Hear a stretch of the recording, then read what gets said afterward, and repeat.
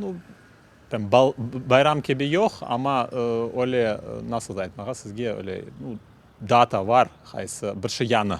Вот бірші не сен яптың, әнде бітті. Бірші яны, әнде вот шында башлайжақ. Новый год как бы семейный праздник. В этом году мы переехали в свой новый дом. В Сметолса хотим собрать большое как бы мероприятие. Да. Конечно.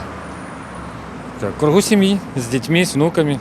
Конечно же, Новый год – это, будем говорить, исчисление нового календарного года.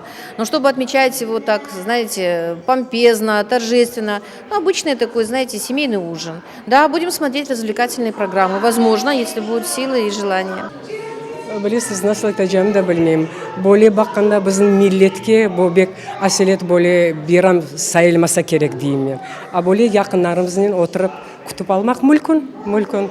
Осы жақындарымызбен, sevgili адамдарымызбен келешек жылда көпек жылы olacak дегендейін. Адамға дост сайыла напаяқ. Хайырлы yıllar hepimizге olsun. Yok, biz yanı yılını kaydetmeyek çünkü bu bizim milli bayramımız, dini bayramımız değil. Ну, ма уже яны ел были байрам, мен были, узакормием. Ну, и где утраджамыз, софра донатаджамыз, или да утrar. Біз мектепте яны йылны қайт етеміз.